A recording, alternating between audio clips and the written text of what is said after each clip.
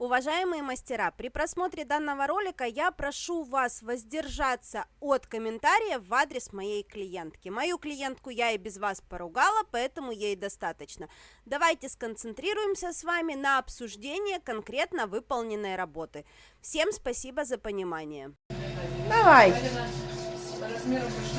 Вот и расскажи, пожалуйста, народу, что ты с этим сделала. Честно признавайся. Ну, честно признаюсь, так получилось. Сами отпали. Сами отвалились. Нет, не отвалились. Были нещадно сгрызаны и оторваны. Было очень больно. И сейчас очень больно. Шнурки не завязываю, посуду не мою. Боль страшная. Это вот все мясо. Вот это все мясо открытое. То есть здесь Алло. ногтей нет. Они вместе с материалом были ужраны в хламину. Итак, девочки, отставляем панику в сторону и понимаем, что с этими ногтями нам нужно что-то делать. Что же мы собираемся с ними делать? Мы собираемся их наращивать. Выхода другого нет, но форму подставлять в данном случае совершенно невозможно, потому что подставлять ее просто не подо что. И основная задача – это подготовить ногти, потому что при этом клиентка испытывает болевые ощущения. Ну, представьте, открытое мясо, по которому нам нужно пилить. Поэтому для подготовительного этапа я выбрала фрезу алмазную. Здесь материал весь съеденный, его нет, материал мне спиливать не нужно. Поэтому я просто алмазной фрезой прохожусь непосредственно по ноготочку. Ну и вторая наша основная задача – это раскрыть как можно больше ногтевой пластины, на которую мы положим материал. Потому что, опять же, площади, на которой он будет держаться, у нас практически нет. Поэтому максимально задвигаю кутикулу, максимально ее поднимаю, для того, чтобы освободить максимальную площадь ноготочка для материала. Опять же, фрезой, которой подчищаю птерии, я дополнительно еще прохожусь по ногтевой пластине для того, чтобы ее взрыхлить, для того, чтобы материал максимально плотно у нас здесь держался. Опять же, девчоночки, что у меня было на этих ноготочках перед этим? Была коррекция гелем Cosmo Profi. Это по поводу того, что у геля отслойки, да, видите отслойки какие? Он елся просто вместе с ногтями, он сдаваться не хотел и съедался прям с ногтевой пластиной. То есть вообще никак не отслаивался, кроме как отрываться вместе с мясом. Ну и на всех этих этапах мы работаем максимально аккуратно и максимально нежно, потому что другого выхода у нас просто нет. Клиентка при этом прыгает, я, конечно же, на нее зудю по поводу того, что иди, будешь отращивать ногти дома, если ты мне будешь вот это вот еще капризничать на процедуре. Но у нее и выхода тоже нет, потому что, ну как с такими руками ходить, ну вы представьте, насколько это больно просто вот ходить с открытым мясом. Ну а на большом пальчике ситуация вообще очень плачевная. Материал вообще не сдался, то есть он на ногте остался, но при этом то, что она сумела съесть, она съела вместе со своим ногтевым ложем. Поэтому здесь еще и нужно снять остатки материала. Я взяла твердосплавную фрезу и ей аккуратненько на малых оборотах, но тем не менее материал снимаю. Ну а дальше все по стандартной схеме. Мы пробегаемся праймером, пробегаемся базовым гелем и готовим непосредственно материал к будущему нашему наращиванию. Чем мы будем наращивать? Как я уже говорила, формы нам ставить здесь не подо что, поэтому наращивать мы будем акрилатиком от Cosmo Profi. Для такой наисложнейшей работы этот материал подходит как никакой другой.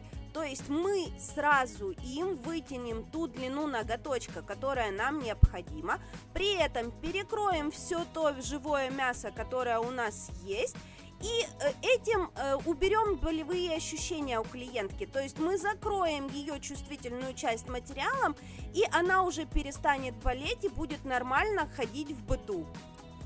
Ну и, собственно говоря, начинаем наращивать. Девочки, при работе с акрилатиком следите за тем, чтобы у вас кисточка была влажная, но не мокрая. У вас не должно с кисточки капать, обезжириватель не должен капать.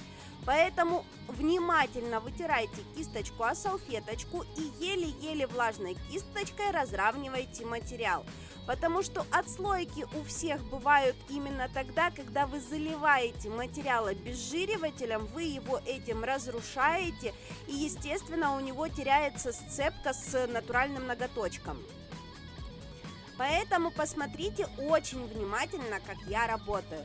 Я макнула кисточку в обезжириватель, хорошо ее вытерла о салфеточку и потом разравниваю материал. Он при этом не прилипает и ведет себя более чем послушно. Как только начинает прилипать, я опять же смачиваю в обезжириватель, вытираю об салфетку и тогда приступаю к материалу. Техника работы точно такая же, как с акрилом. Там тоже нельзя акрил заливать мономером. Ну и в таком темпе моделируем ноготочки. Опять же, следим за тем, чтобы правильно проложить боковые части. Здесь у нас нету вростов, за которые их можно зацепить. Но, тем не менее, боковушечки у нас должны быть хоть какие-то, для того, чтобы, опять же, они не начали сыпаться в процессе носки. И клиентке не было, опять же, искушения съесть и эти ноготки. Но в то же время для этой клиентки была рекомендация следующая коррекция через 2 недели, потому что вот это вот все нам нужно отрастить. Здесь очень мало площади для материала, поэтому мы немножечко отрастим натуральный ноготочек, сделаем коррекцию, и тогда я с полной уверенностью могу сказать, что все будет хорошо, мы эту проблему исправили окончательно. Ну и в этой части я вам скорость совершенно не ускоряла, для того, чтобы вы могли рассмотреть буквально-таки каждое движение кисточки. Ну а следующие ноготочки уже на ускорении, потому что там ровно те же самые движения, вся та же самая логика процесса. Единственное, что добавляем следующие ноготки. Опять же, еще один аргумент в пользу акрилатика в данном случае. Он низкотемпературный, при полимеризации он практически не выделяет тепла, поэтому вот эта вот наша открытая рана, она не будет дополнительно еще болеть под действием полимеризующегося геля. Вот именно из-за этих всех причин я выбрала акрилатик и нисколечко не пожалела.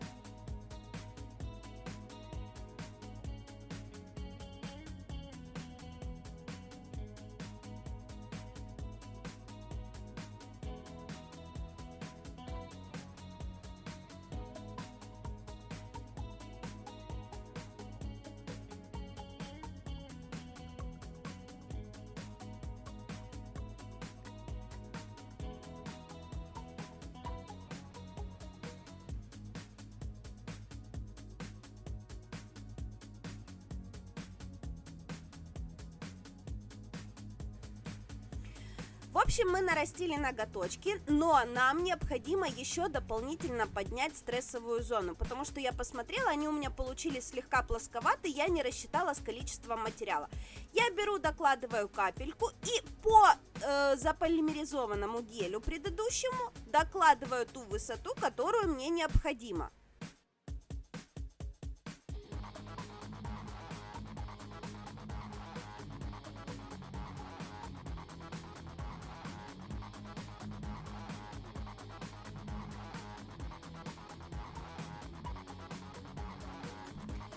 Ну и переходим непосредственно к опилу. Опять же, из-за того, что материал очень податливый, выкладывается он очень-очень правильно и очень красиво, опила у нас здесь немного. И это еще один плюс, потому что боковые валики и кутикула у клиентки тоже погрызанные.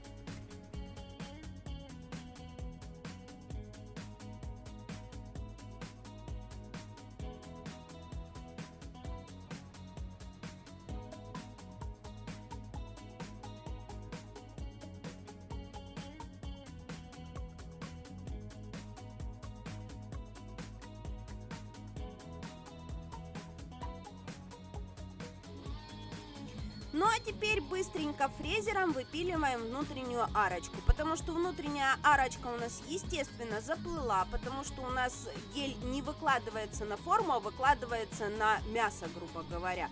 Вот, поэтому мы фрезой выпиливаем ту арочку, которая нам необходима. И И именно эта процедура называется наращивание без форм. Поэтому, девочки, мало того, что вы научились справляться с такими сложными клиентками, вы еще теперь умеете без форм наращивать. Ну и переходим непосредственно к дизайну. Опять же, дизайн у меня клиентка выбрала на типсинге. Помните, мы когда делали обзор на Elite 99, именно им я рисовала этот дизайн на типсинге. То есть этот дизайн вы, в принципе, все уже видели.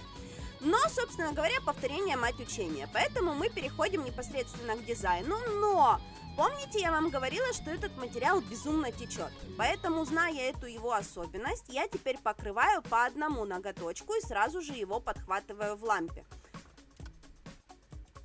Ну и на втором слое покрытия переходим непосредственно к дизайну. Дизайн тот же самый с типсинга, то есть мы делаем разводы по мокрому.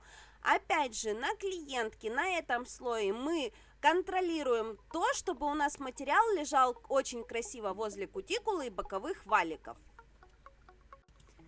Конечно, наша многострадальная съеденная кутикула в прекрасном покрытии смотрится вообще просто замечательно.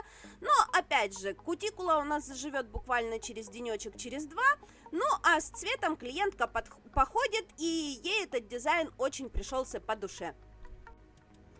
Ну, а мы перекрываем наши ноготочки финишем. Опять же, в этой работе я использовала два вида финиша.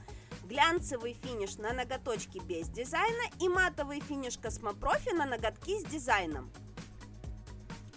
Ну и рисуем мазковые цветы. Опять же, для мазковых цветов я использовала густой гель без остаточной липкости, потому что дальше финишем я уже ничего перекрывать не собираюсь.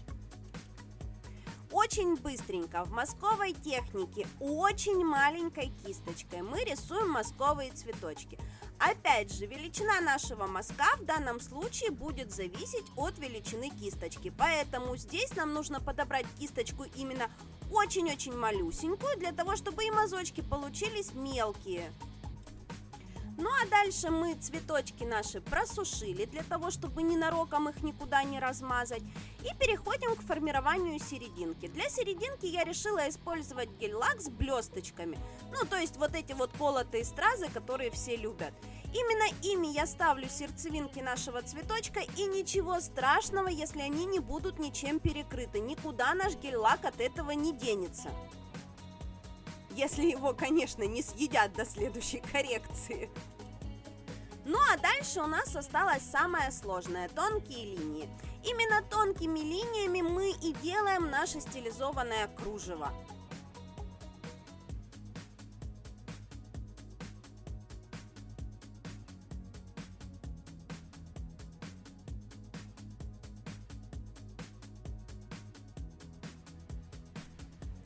Ну вот, собственно говоря, и все, наш дизайн готов.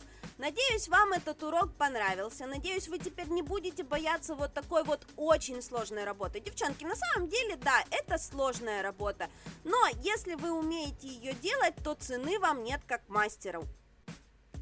Ну, а я на сегодня с вами прощаюсь. Опять же, клиентку мы ждем 7 марта. Это будет ровно 2 недели после ее коррекции. Ну и думаю, я вам покажу результат, с которым она ко мне пришла. Надеюсь, у нее больше в жизни не будет никаких стрессов, и она опять не съест мои ногти. Ну, хотя, девочки, эта клиентка ходила ко мне уже на протяжении года, и это первый случай, когда она вот до такой степени все скушала. До этого она приносила совершенно целые ноготочки на нормальную коррекцию. Так что держим кулачки. Ну и встретимся в новых уроках. Всем до новых встреч. Пока-пока.